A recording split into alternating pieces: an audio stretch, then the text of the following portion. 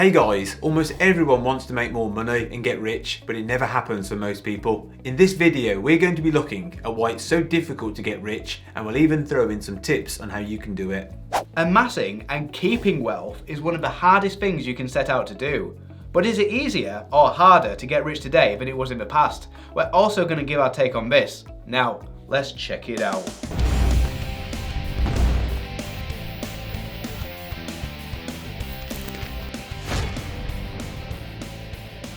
What is rich?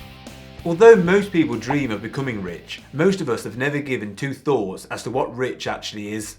It's probably fair to say that most picture being able to buy luxury items like yachts and fast cars without batting an eye. That is certainly on the rich scale, but where is the threshold that divides not rich and rich?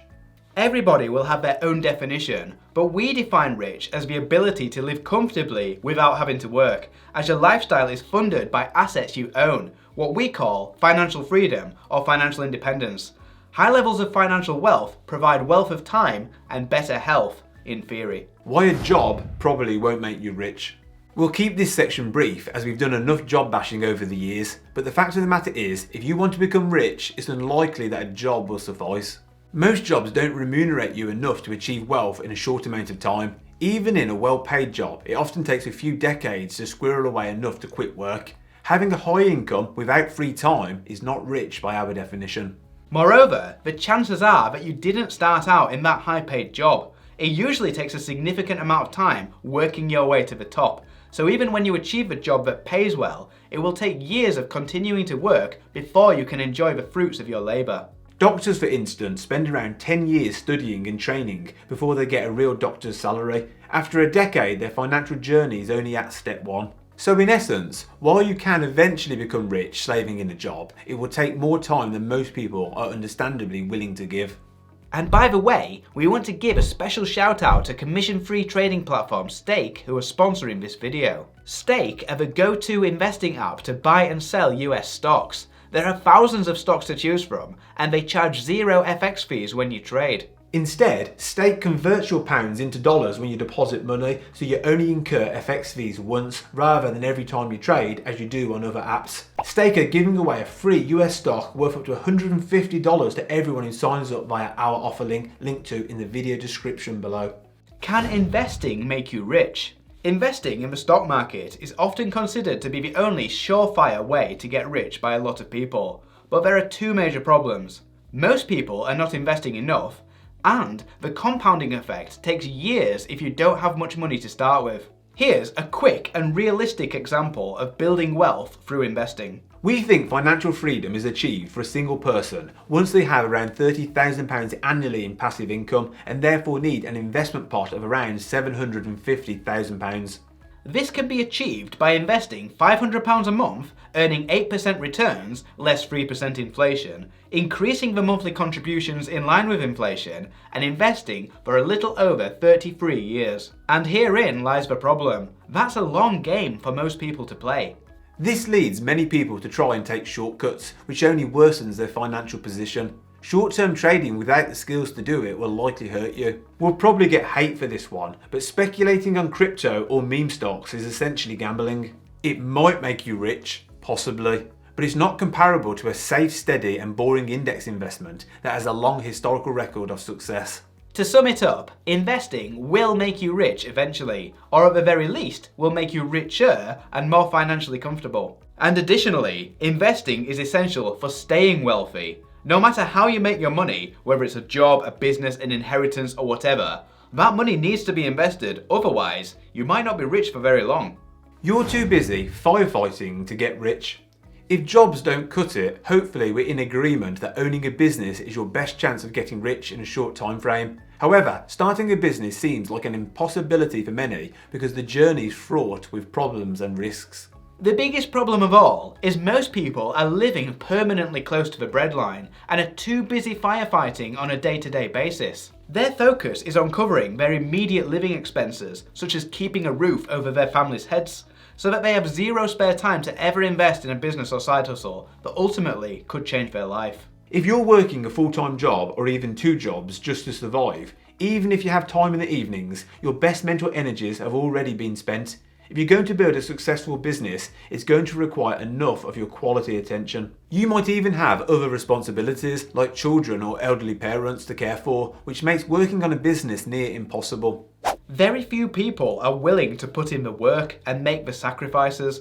When you're young, it takes a special kind of person to neglect friendships and relationships to focus their time on a business, especially if they're working another job in the day. As a parent, would you be willing to miss your kid's Sunday league football game or school play? Most would consider that too much of a sacrifice. One solution to this problem is to concentrate on your career a little longer and work towards a promotion and a pay rise. And then with the increased pay, aim towards going part-time to perhaps a 4-day week. This new free time can be reinvested into a side hustle. I did this, going from 5 days to 4 days to 2 days to none. But I also invested in rental property, which gave me a small secondary income to supplement my reduced salary. I established the rental properties with a mixture of existing savings and remortgaging my home mortgage to extract a significant wad of cash. Learn more in this video. Need money to make money. In an extension to the previous point, most people don't have the finances to fund a startup business, but lack of finances may not be the dream killer in the way you think it is. You regularly hear the excuse from those that never do it that it takes money to make money. Having ourselves started a small business, we can safely say this isn't completely true. Although money does make it easier, and certain types of businesses might be unachievable without a larger budget. Although, even when money is required, a good business will attract funding from outside sources if you make it happen. But crucially, many businesses are possible on a shoestring.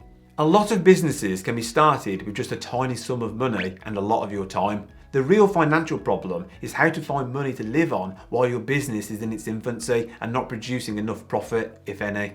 Personally, we ran our business as a side hustle until it started producing a moderate income. Now that we're running the business full time, we have no choice but to draw a salary and dividends, but we know this is financially handicapping our business, hence why it makes getting rich so difficult. If we happened to be on Dragon's Den, we would be condemned for doing this, but we have no idea how the dragons expect the entrepreneurs to live without any income. Psychological fear of losing money. Most people fear losing money, which is why they avoid investing. There is a culture in the UK, encouraged by poor education, that pushes people to take safe harbour in a bank account rather than risk their money by investing it. And if investing in public stocks is seen to be too risky, then spending money on a business is close to impossible for most people mentally. Even when you opt for starting a business on the cheap, it will require a little upfront investment and reinvestment of profits. It's understandable to fear startups, as each and every penny spent could be throwing money away if it doesn't result in increased revenues. The worse your financial situation, the more difficult it becomes to make the required investments. No mentors and no connections. Wealthy people seem to be as rare as unicorns. People tend to hang around with similar people to themselves, which makes it difficult if you're trying to break into the elite group. If you want to achieve something in life, whatever that might be, it's wise to take note of how other people achieved what you want and replicate their success. Whatever you're trying to do, someone has walked a similar path before. A mentor will be able to show you the ropes and guide you, and will likely be able to connect you with the right people. If we use another Dragon's Den example, many of the entrepreneurs give away huge amounts of equity, not necessarily for the money, but for the experience, guidance, and connections of the dragons. The dragons might be able to get them a crucial meeting with a key buyer that could supercharge their business overnight. If you're like us and unfortunately don't have any personal mentors, then take advantage of the experts that are publicly operating in your space. Everyone these days is sharing their knowledge online. Love him or hate him, the best mentor available to me was Robert Kiyosaki, who spoke to me through the book Rich Dad Poor Dad. Wealth is in houses. In this video, we reported that most wealth in the UK is stored in property and pensions. We all know that property prices are increasingly becoming more expensive and that the housing market is excluding those at the bottom, which only widens the rich-poor divide. It's not uncommon for someone to say that their house earned more than they did in any given year. Although there are some advantages to renting, generally you will be better off financially if you own property. The longer you are not on the property ladder, the more difficult it becomes. If your salary goes up 10% from 25 grand to 27.5 grand, but house prices also go up 10% from 250 grand to 275 grand, then your goal is forever out of reach because banks won't lend to you beyond a certain salary multiple. Lifetime ISAs are potentially a good way to save for a house deposit, as the government will top up your contributions by 25%. Check out the Lifetime ISA guide on moneyunshackled.com for more info and the best providers. Business taxes. Tax is obviously necessary to run a country, but small startups need tax breaks to get off the ground, which are few and far between. Individuals get a personal allowance, which protects their first bit of earnings from being taxed, but limited companies don't get a tax-free allowance. They incur 19% corporation tax from the first tiny bit of profit, which is demoralising. You're trying to get the wheels turning, and the government are pushing you back in the wrong direction. Has everything already been invented? Now for a couple of counterpoints. Funny man Carl Pilkington said, "We've run out of new inventions because everything has been invented." He said it was so much easier in the past because as soon as you needed something, that was a new invention as it didn't exist yet. In one of his TV shows, he said something along the lines of, if you have a bowl and wanted to scoop food from it, you would have invented the spoon. It was that simple.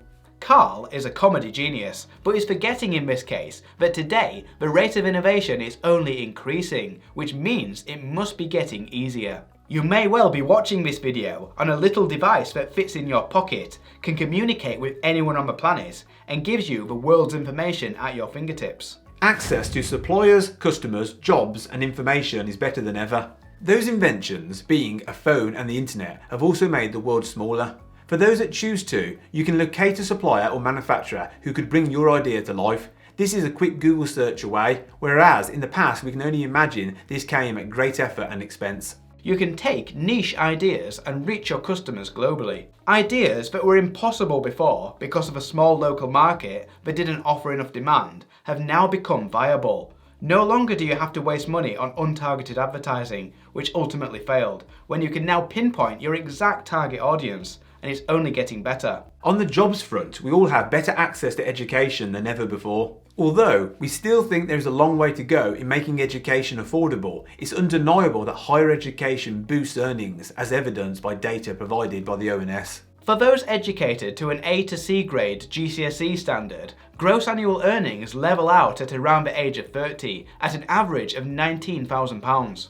For graduates, their annual income rises at a rapid rate as they get older, before plateauing around the age of 39 at an average of £35,000. The key to turning this into wealth, though, lies in investing what you've earned. Question of the day: why do you think getting rich is so difficult? Join the conversation in the comments below. Thanks for watching! On this channel we talk a lot about personal finance, investing and all things money. And if you want to see more great content, please click the subscribe button below. This is moneyunshackled.com. See you next time.